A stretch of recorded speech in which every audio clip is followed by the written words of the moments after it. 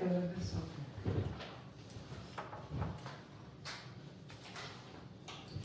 Okay, so today we're going to introduce the class of maps which is going to occupy for the rest of the course. We're going to focus with this class of one-dimensional maps, which is very important, which are called full branch maps.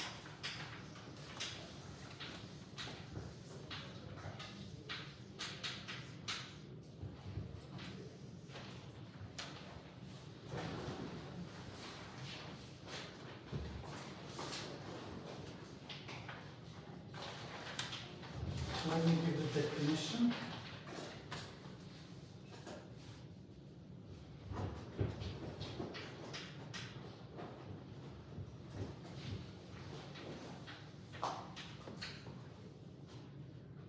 So we have an interval I,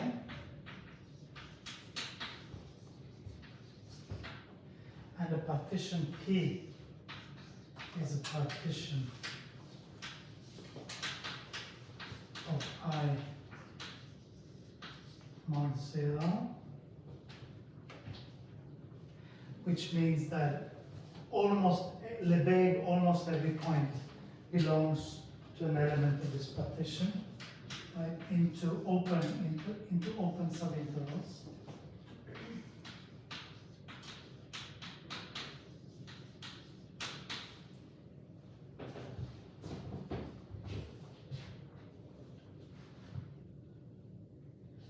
So we say that f I to I is full branch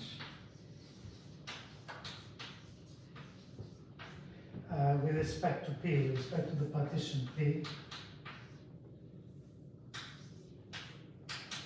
if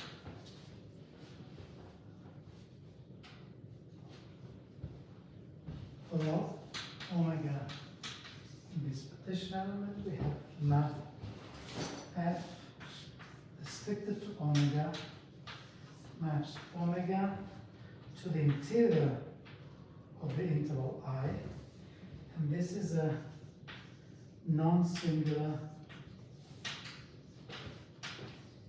bidirection.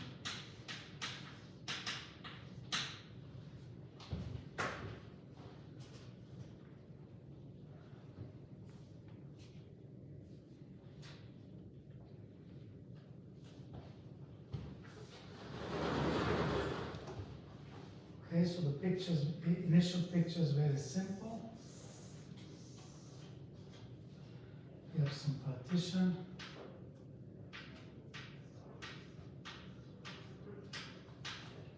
For the interval I.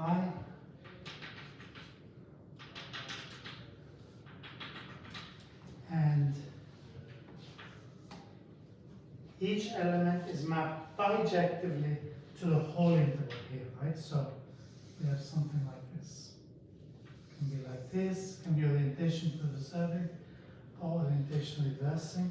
Non-singular means that it maps positive Lebesgue measure to positive Lebesgue measure. So it cannot take a set of positive Lebesgue measure set of points and map it to zero Lebesgue measure set of points. For example, if this is a C1 diffeomorphism, in particular it's like that, right? So we will say, so we will look at special cases. Non-singular is really just the minimal requirement. We say that f is piecewise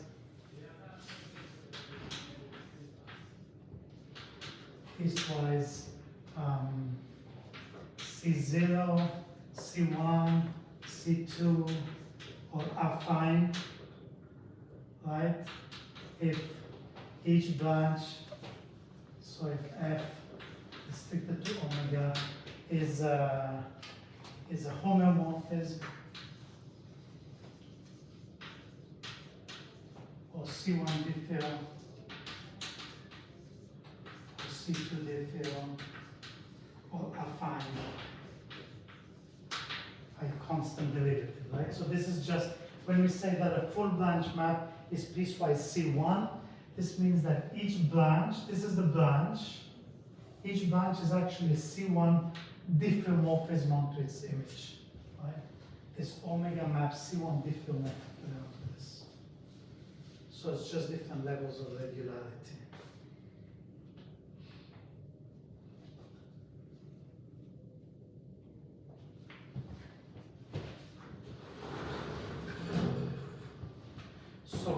lots of obvious examples. The most obvious one, the first one which we've already studied a lot, is fx equals 10x mod 1.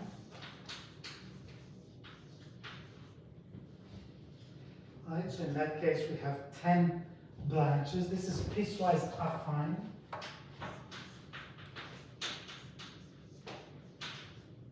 Piecewise affine.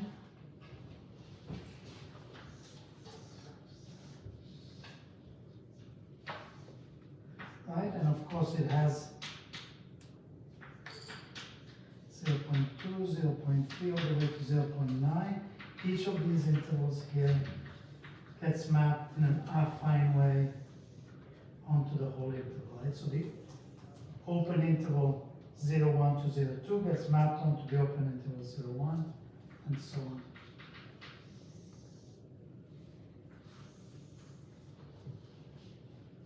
Okay, this is a piecewise affine map.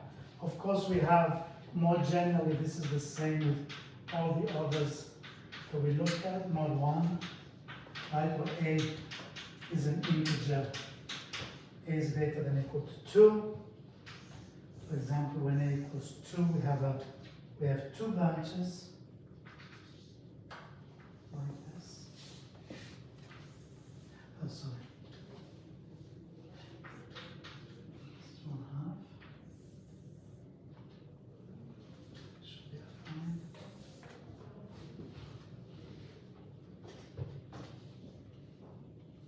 Notice that if a is not an integer, it is not full branch, right? So if a, notice if a, for example, is equal to 1.5, then you get something a little bit, you get something like this. Because the slope is 1.5, I'm not sure exactly where it ends up. You still get 2 branches. You still get a partition into 2 elements. One is mapped bijectively, but the other one is not mapped bijectively. Right? So you really need it to be an integer for it to wrap around an exact number of times. Other obvious examples. So you can also have, it does not need to be symmetric like this. We can have also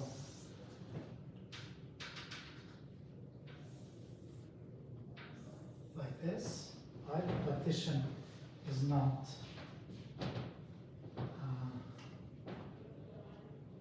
does not have to be uniform. We also have partitions with infinite branches, like in the Gauss map. Remember the Gauss map was f of x equals 1 over x mod 1. This is also a full branch map. Right, because we have here 1/2, 1/3, 1/4. We have an infinite number of branches here, and each one maps bijectively onto the whole interval like this. So this partition does not need to be finite.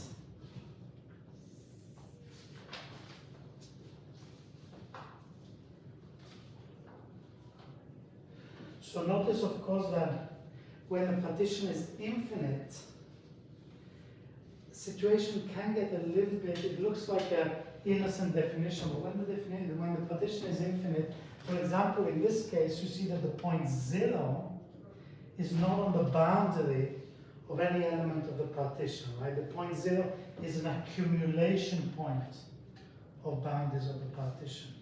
So you can also define some maps that are defined with very complicated partitions. For example, you could have here a Cantor set. I suppose you have C is some Cantor set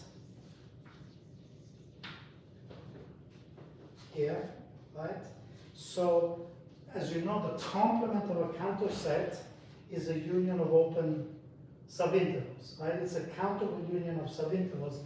So the usual Cantor set is the middle third Cantor set, right? But we don't have to take that, or we could take just the middle third Cantor set initially. So you take 1/3, 1/3, 2/3 and so on, and then you take this interval here, and then you take this interval here, right? So you take all these intervals of the Cantor set.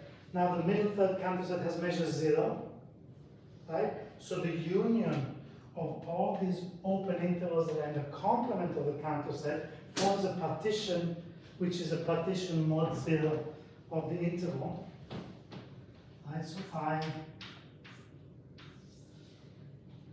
this is equal to some union of intervals ui, say, which are the partition, and then you can define a full branch map like this. On each one of these,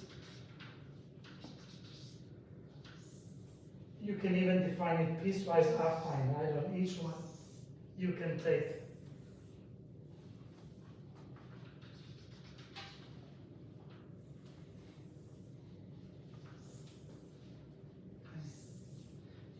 some bijection onto the whole interval.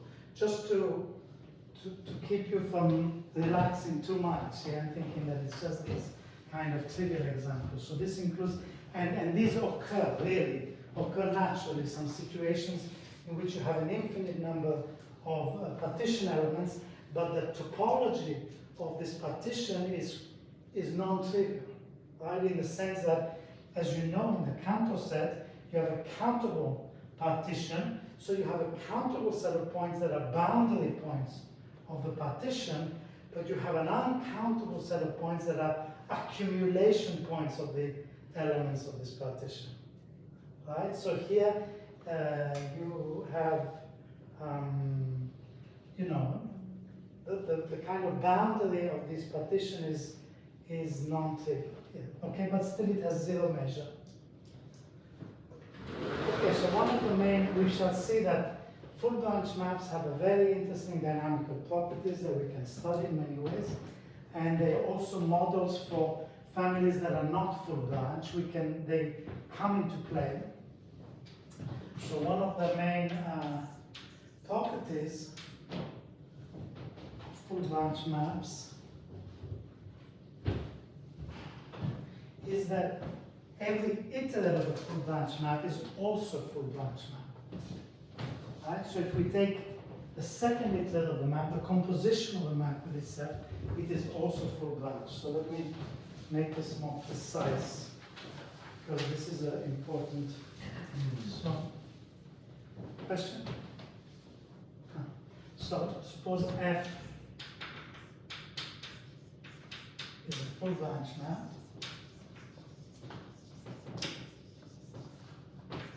With respect to some partition P, okay? So then there exists a family of partitions Pn, n equals 0 to infinity, partitions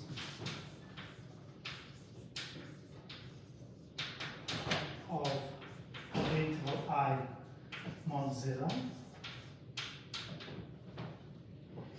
where we define P0, we just define to be the trivial partition of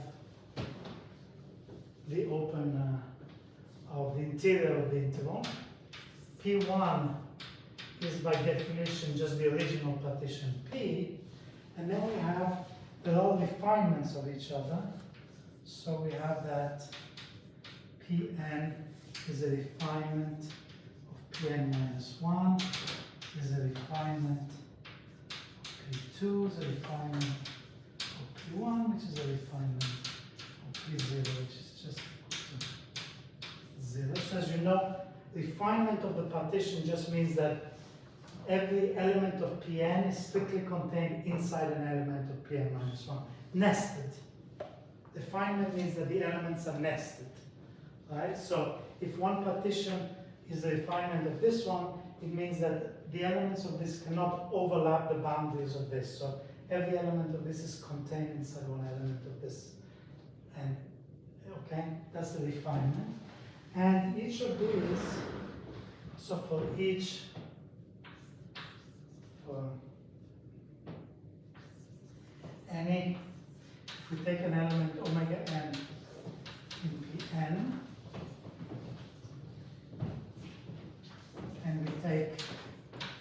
k less than equal to n, then we have the map fk restricted to omega n, which maps omega n onto its image fk of omega n. This is a singular, this is also non-singular bijection, so the map fkn is a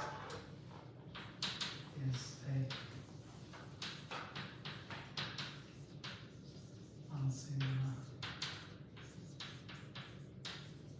bijection, and this is actually an element of partition n minus k.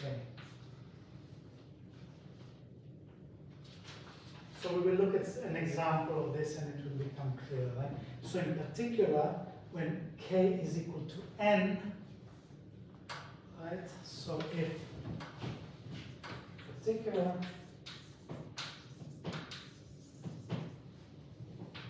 fn restricted to omega n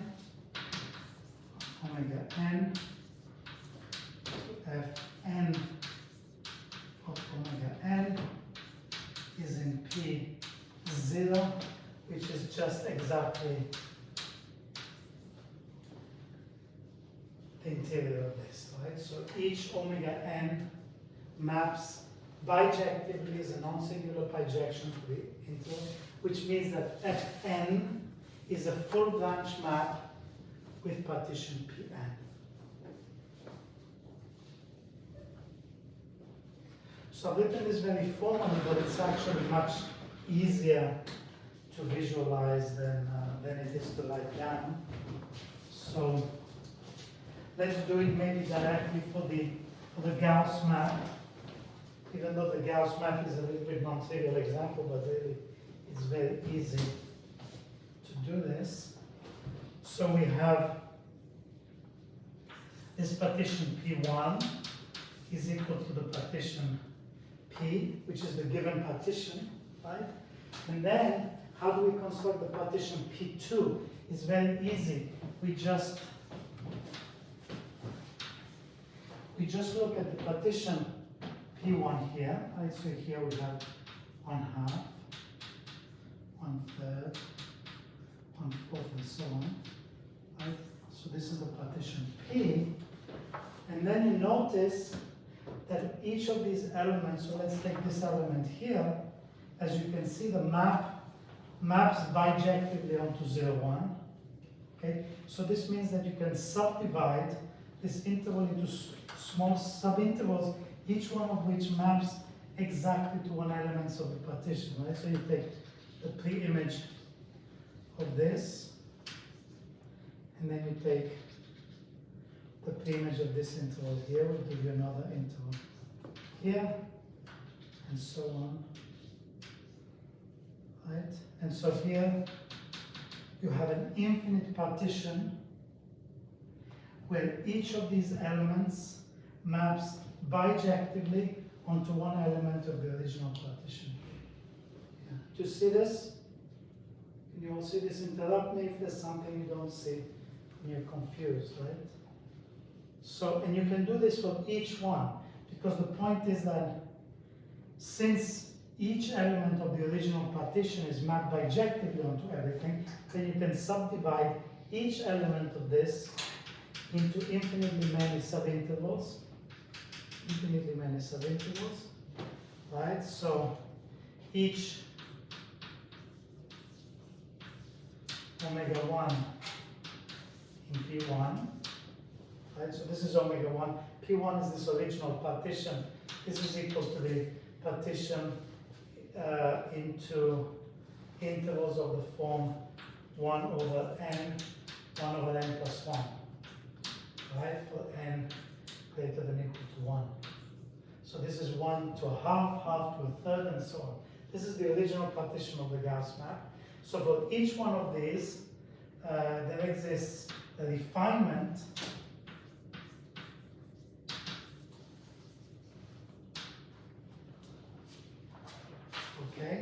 which is just P2 restricted to this particular omega 1, such that for each omega 2 in P2 inside, which is a subset of omega 1, right, then f of omega 2 is an element of the partition P. Is that okay with everyone? Yes?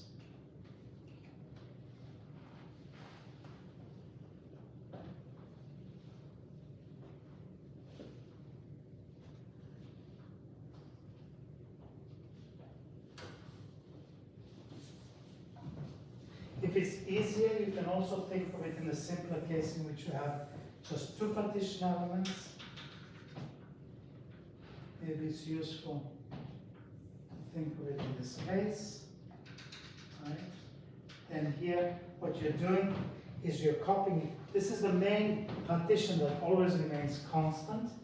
And now you see that, so let's call this point here maybe P0, 1, P1, okay? So these are the two elements of the partition. And then you can see now that if you take this element of the partition and you look at its image, it will be divided into two pieces.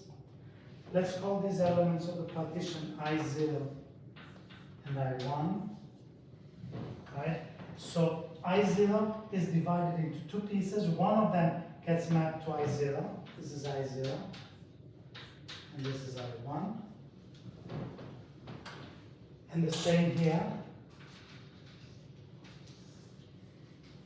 I1 gets mapped into two elements. This one here maps to I0, and this one maps into I1. So we have four now intervals.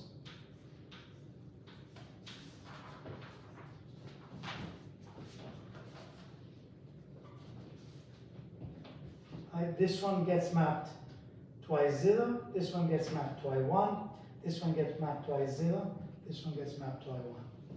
Right? So because, okay, so I don't know which one, if it makes a difference to think of the simpler one or this one, but it's still the same. The point is that by construction, each of these small elements maps bijectively onto one of the elements of the original partition. So what can we say about F2 of omega 2?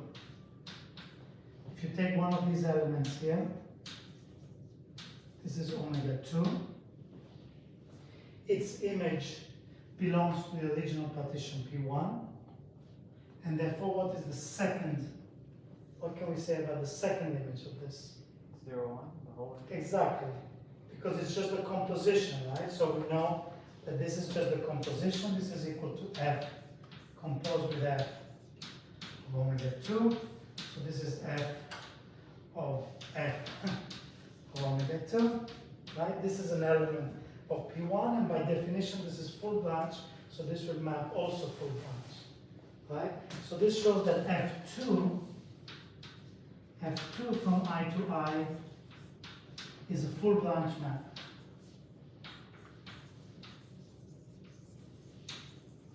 It's just a composition of two non-singular maps like this, okay, with partition P2.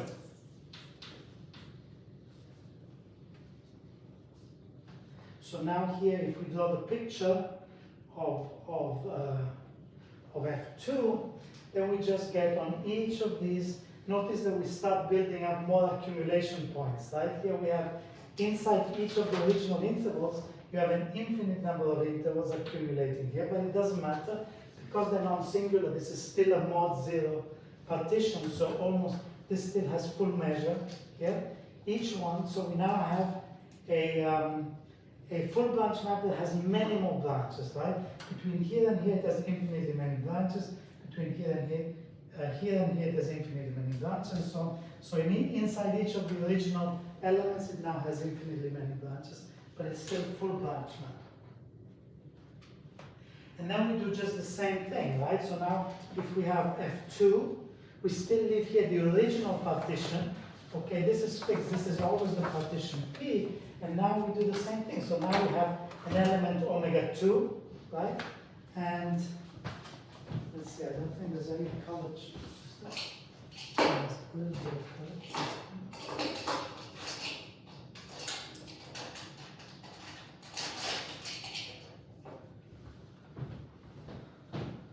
So if we take now this element of the partition pi 2, okay, this would look something like this. This is full branch. This is for F2, right? And then we do the same thing. So now F2 maps this interval onto all of 0, 1, and therefore we can subdivide each of these omega 2s into an infinite number of subintervals that map bijectively to this original partition here, right? And then these, after 2 iterates, map exactly to an element of P1, and therefore when you apply one more time, they will map onto the whole of I. Right? So this would be P3, the partition P3, and F3 is a full branch for the partition P3 because it will map each of these subintervals. So here you subdivide each of these in omega 2, you subdivide into an infinite number of intervals. Each one after 2 iterates maps to an element of P, and therefore after 3 iterates maps again bijectively onto everything. So F3 is a full branch map, and you keep going like that. Okay, so that is exactly what this lemma says. This proposition says.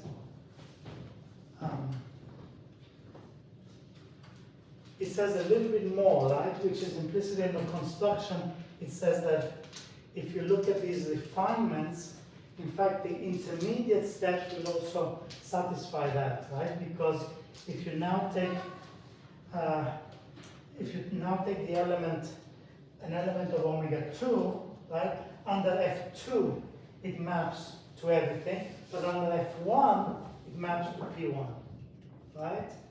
And similarly, if you take now, you subdivide, and you take these elements of P3, then after one step by construction, this is constructed so that after one step, well, you can think about it a little bit, okay? But after one step, it will actually map to an element of P2. After 2 steps, sorry, the elements of P3 after one step will map to an element of P2. After 2 steps to an element of P1, and then after 3 steps to the whole interval.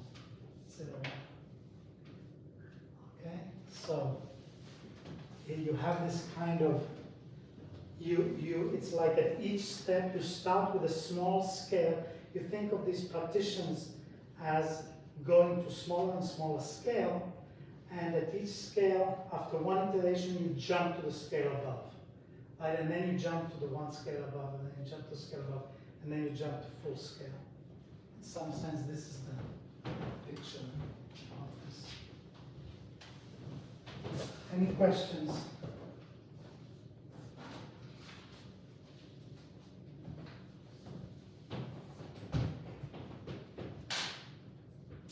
So one more general comment before we start looking at some specific examples. Here, intuitively it is clear that these partition elements are getting smaller and smaller. Strictly speaking, just the assumption that this is non-singular, even that it's a homeomorphism, is not quite enough to guarantee that the partition elements will shrink to 0. Although, to be honest, I'm not really sure how to construct a counterexample, but let me try this as a definition, which would be useful, is that we'll say that P is a generating partition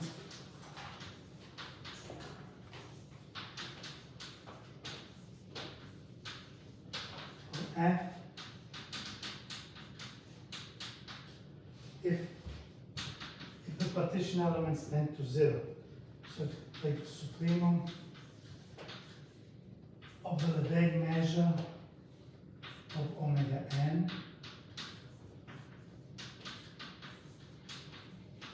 So you take the size of all these partition elements, and this is actually going to 0.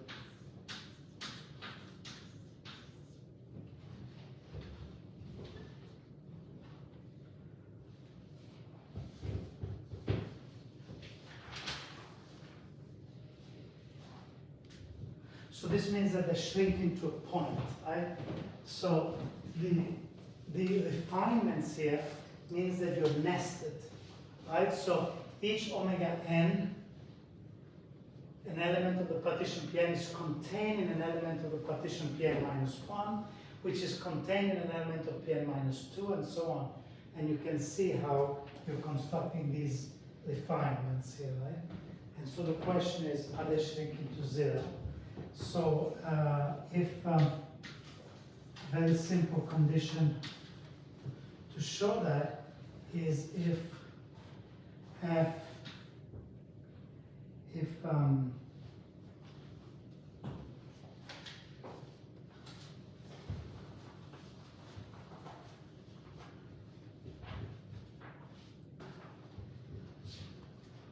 so suppose if there exists some lambda greater than 1 such that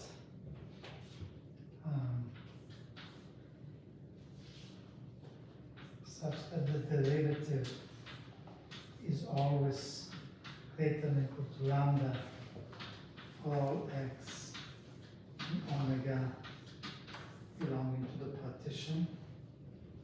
Okay, then, in other words, if the map is uniformly expanding, so in this case we say that f is uniformly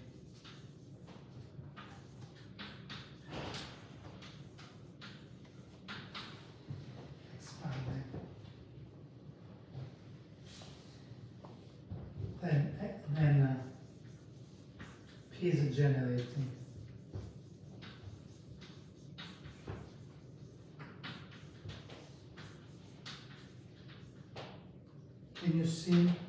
Can you see why this is the case? Why this derivative condition implies that the size of the element shrinks to 0?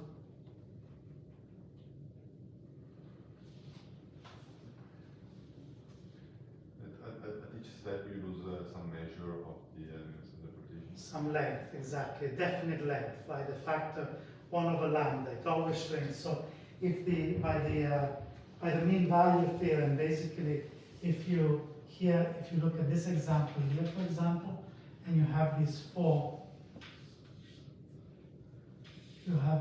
elements here, right? Then if the derivative is always bigger than 1, then it means that the size, when you pull back each of these elements, it has to be strictly less than what you started with, right? So it means that every small interval here is stretched by a factor lambda. So in particular, if you look at the pre-image of this, then it would be strictly less than this by a certain factor, okay? And you repeat this at every step, so you're always shrinking by definite factors. So I will leave this as an exercise to check this, okay? But it's very simple application of the chain now. Okay, so this is the basic just definition of full branch maps. So we're going to look today at piecewise affine full branch maps, and then from next week we're going to look at maps that are not necessarily piecewise affine like this, but for today we will assume piecewise affine.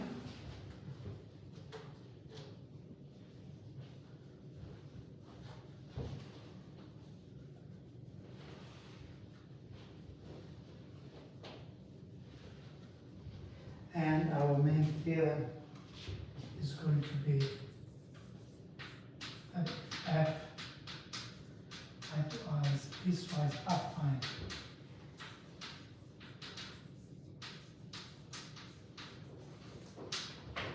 full branch map. Then the big measure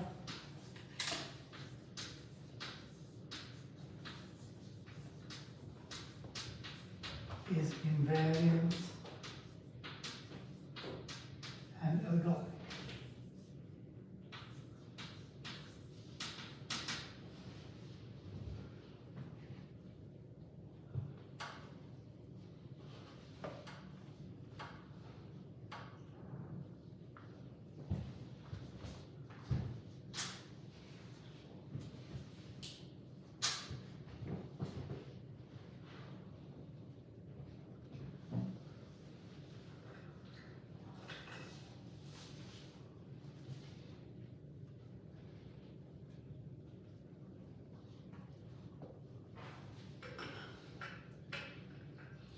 And then we're also going to look at a couple of interesting applications of this, but I think we will leave those for after the break. And now we will, for this first part, we will prove this.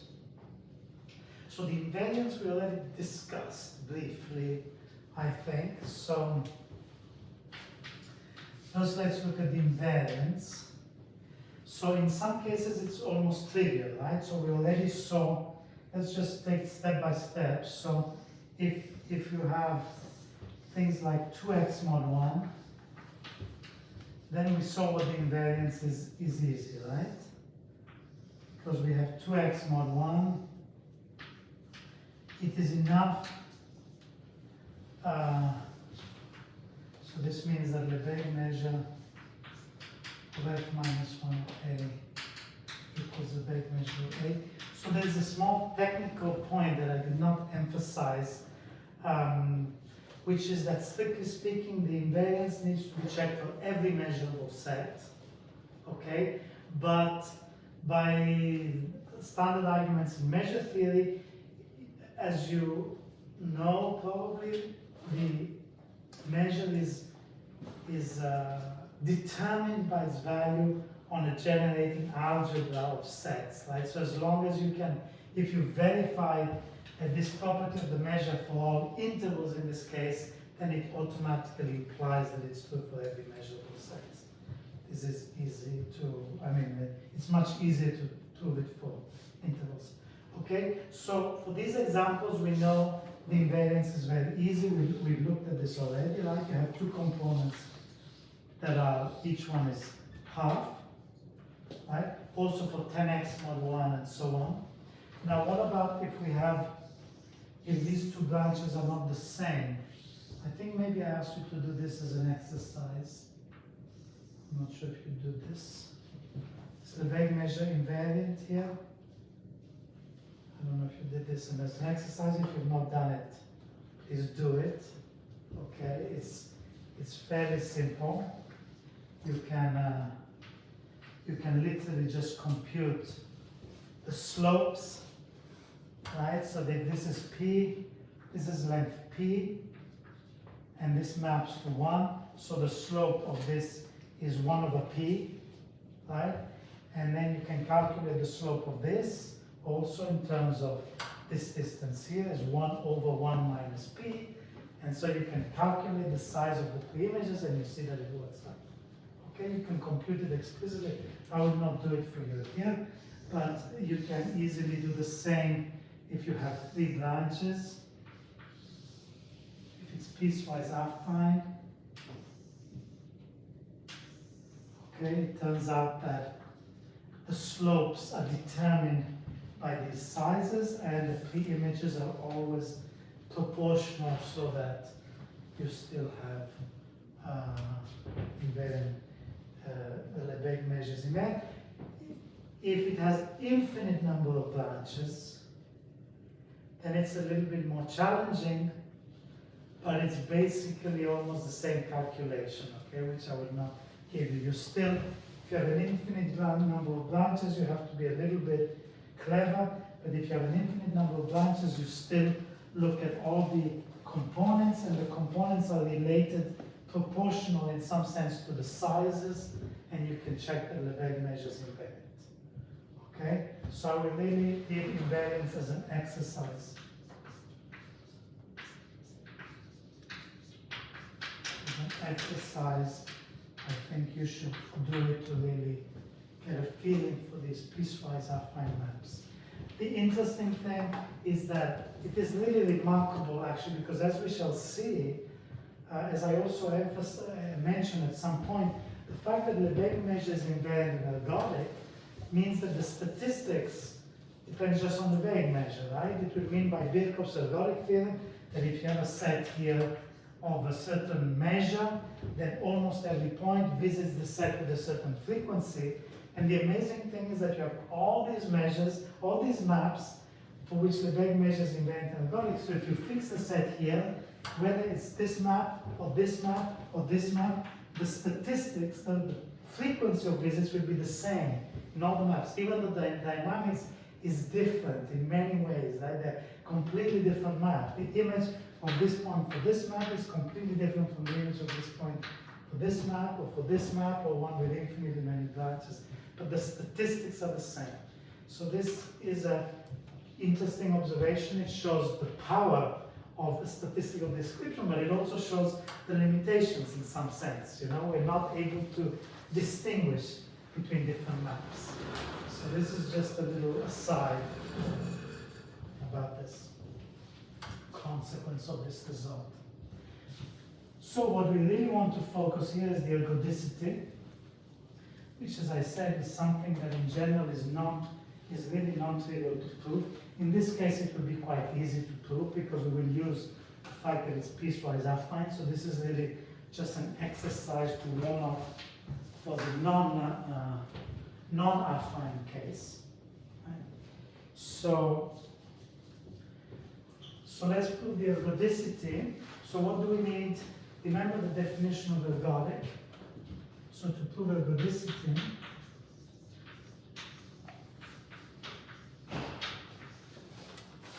so we're going to just go directly, we're going to verify the definition of ergodicity, right? Not going to use any sophisticated results. Remember that ergodicity says that if you have a backward invariant set,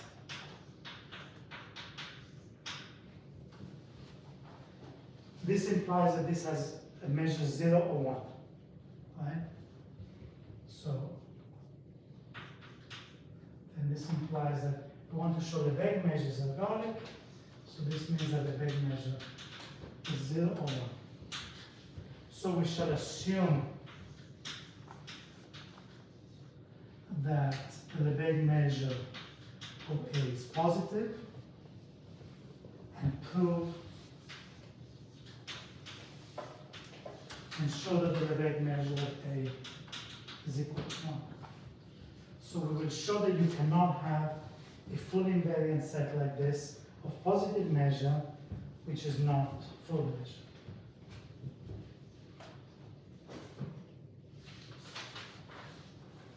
So these invariant sets we discussed quite a bit. It's not so, the structure of these sets can be quite complicated. Fortunately, we don't really need to go into this much detail of this. We're going to use what we've just talked about, the fact that the itlets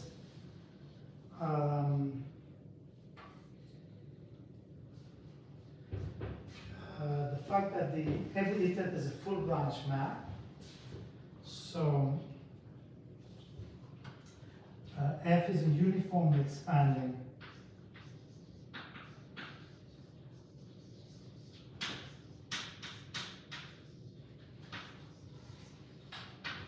full branch map. How do we know that it's uniformly expanding?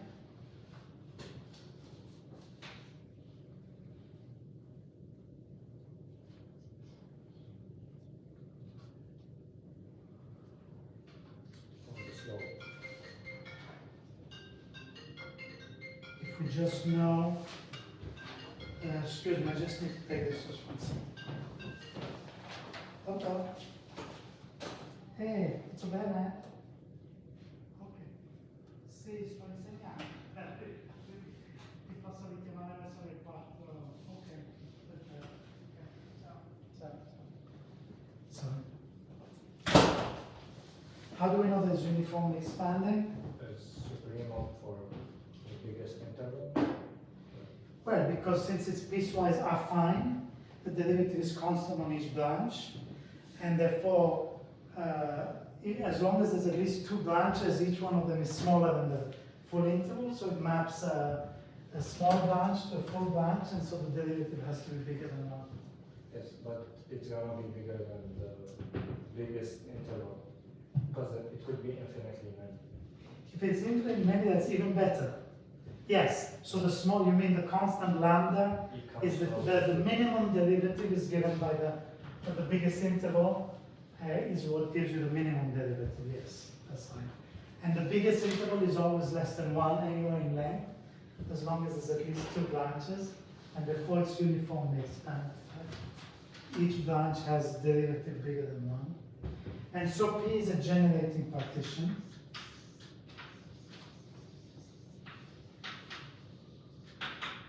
Which means that all the intervals are getting arbitrarily small.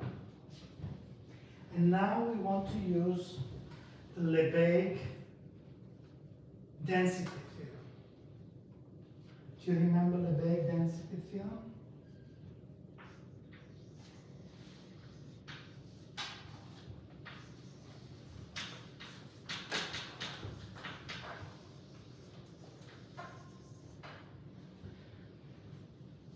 So the Lebesgue density theorem is due, I guess it's due to Lebesgue. It does not really necessarily have to do with Lebesgue measure, but it says that if you have a set with positive Lebesgue measure, in this case it's positive Lebesgue measure, okay, then if you go to sufficiently small scale, right, if you take a sufficiently small region, then either it is 99% composed of A or 99% in the complement of A. Okay, basically. The Lebesgue density theorem is formulated in a more technical way, which you can easily find, but essentially it says this: if you really think about the meaning, it's really quite amazing because it tells you, you know, if you have it, suppose you have a set that has, you don't know where this set is, but it has measure 1/2, right? So if the measure 1/2 is just an interval of measure 1/2, then it's fairly obvious, either you're in or you're out. But the question is, can you take a set of measure 1/2 that is kind of, in some sense, very distributed, you know, all chopped up so that every small interval has measure 1/2, you know, has half of it is in A and half of it is in the complement of A, you know, so that at every scale you repeat the same proportion that you have at large scale. And the answer is no. That's what the Lebesgue density theorem says, is that at sufficiently small scale, you're either in A or you're outside A, which is quite amazing in some sense. It's a very subtle result, right? And so we're going to do the same thing here. We have our set A. Okay, this is our set A that has positive Lebesgue measure. And then because we have a generating partition, we have, when we take Pn, we have a very small, so now we take Pn. If we take n big enough, then these elements, all of these elements will be really, really small, all of them, okay? And therefore, we must be able to find one of these elements which is almost all completely contained in A. Okay, or at least almost all of which. In other words, there must be a Lebesgue. Okay, more technically, this is formulated in saying you have a Lebesgue density point of A, which means that very small neighborhoods, you know, arbitrarily much of the measures contained in A. So, for example, here. So more formally, we say, so by the Lebesgue density theorem, for all epsilon greater than 0, there exists some n greater than 1 because P is a generating partition, and there exists some interval omega n in Pn, right, such that most of the measure, so how do we write this? So if you take omega n intersection A, then you use just these bars for the Lebesgue measure. It's a little bit simpler. The proportion of omega n inside A is greater than 1 minus epsilon.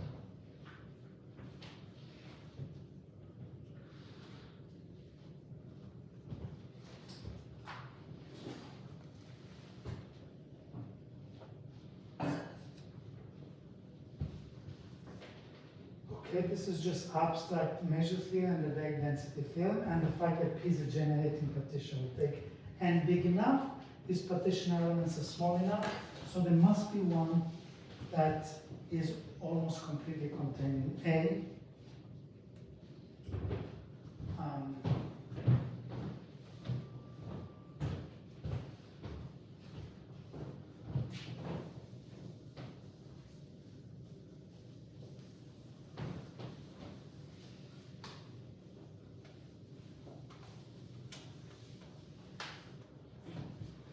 which obviously means that most of it is not contained in the complement of A, okay, i.e. omega n intersection the complement of A is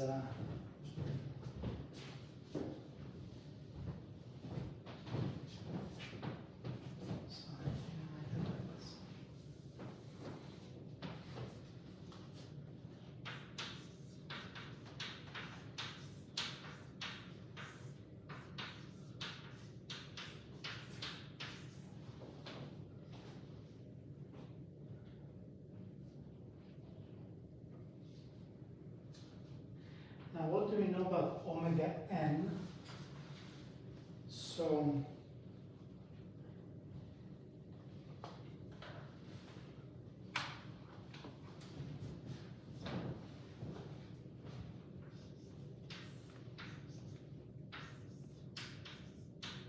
omega n maps under Fn to 0, 1, to the interval, right? And this is affine, this map, right? Because in the, I forgot to mention it, but of course, the composition of affine maps is affine, the composition of C1 diffeomorphism is C1 diffeomorphism. So in this theorem here, is F is a full branch map which is piecewise affine, all the itlets are also piecewise affine, and so on. It's clear. So this is also piecewise affine, so omega maps to Fn. So now if we take a subset of this is AC intersection omega n, it will map to some set which is Fn of omega n intersection C. And because this is affine, the proportions will be preserved, right? So when I'm mapping, if this set here, the proportion, what this is here is exactly the proportional measure of omega n in AC compared to all of omega n. So because I'm mapping it in an affine way, it stretches the measure of every set by exactly the same amount. Right, so this is affine. I'll use here the fact that it's affine in an essential way.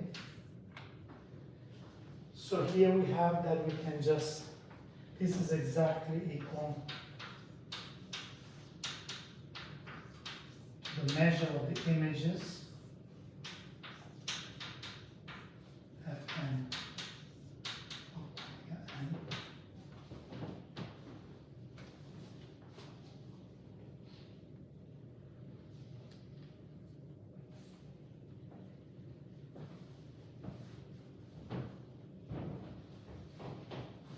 Of course, this is just one here, okay, but we will get there in a second. So here what we have really is this image here is less than epsilon. And then to conclude,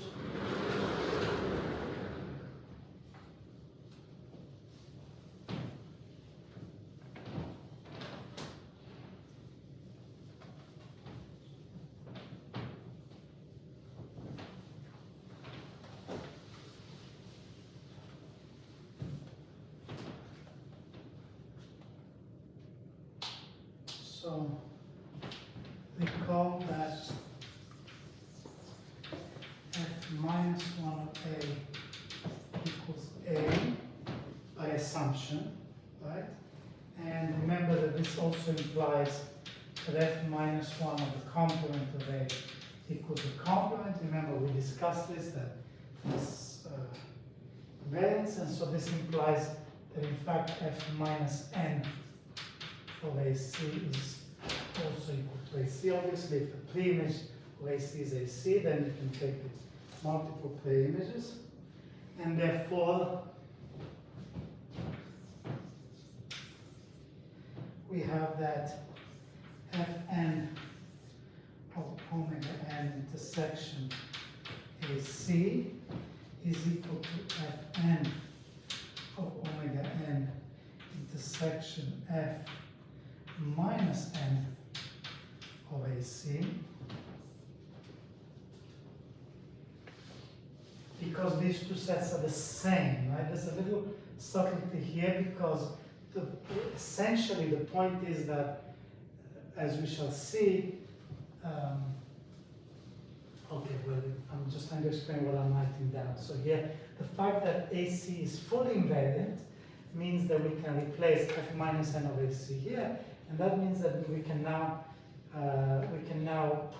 distribute this iterate here, right? So if you take now the iterate of this, intersection the iterate of this is just equal to Fn omega n, intersection Fn of this, which is just AC. Okay, but Fn of omega n is just a whole interval, so this is just exactly equal to AC.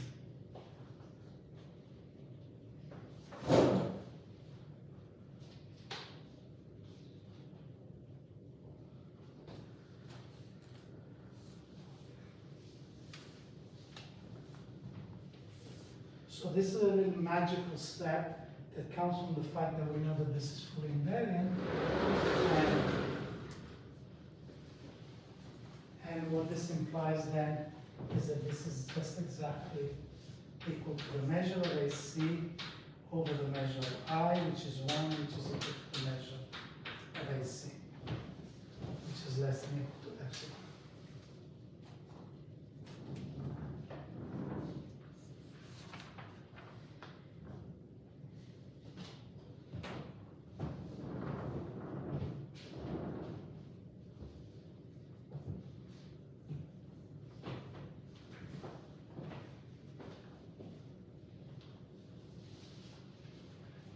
Which is what we need to prove, right? Because for every epsilon, the complement is less than epsilon, so that means that the complement has measure 0.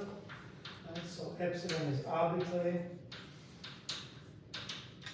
So this implies that the complement has measure 0, which implies that A has measure 1.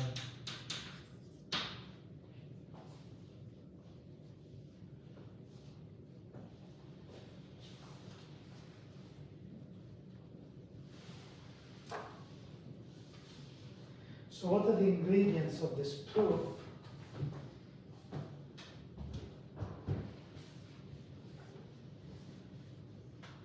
Let's just look through it briefly, just to identify the key steps. So we start with a full invariant set. This is of course important, right? It's going to play a crucial role there. And this is the kind of set that we need to, for which we need to establish the measure. If it has positive measure, using the fact that it's a generating partition, we see that we can focus in on this set with one of these omega n's, right? And then the crucial point here is that this Fn maps omega n affinely to the whole interval, which means that it preserves the ratios. Right here we're taking the image of top and bottom. So we're taking a ratio between this subset of omega n and omega n, and this is being preserved in its image. Right? And then we use once more the property that A is fully invariant, just to get a kind of, that might need you to think about it a little bit, but it's just a standard set theoretic fact. Okay, using that this is actually equal to AC, and here we use the fact that this is the full space to get this.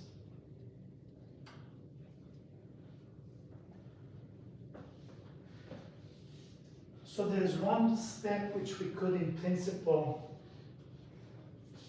how could we, what do we really need if Fn was not affine? What would we lose here in this argument? We would not have an equality here. But do we need an equality here? We just need an inequality, right? So I'm just anticipating that this is the one step that we're going to, when we go, this is a key step. In this case, we use the affine property, but I'm pointing out here that exactly in this step, when we compare the ratios here and here, this step is about comparing the ratios under this map. We don't need an equality, but we just need an inequality, okay?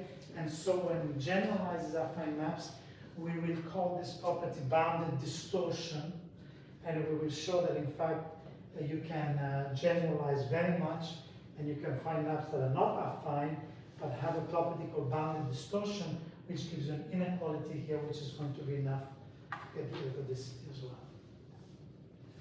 And this was okay, so I think this is a good place to have a break. So let's take 10 minutes and we'll come back. Thank you. Turn it off.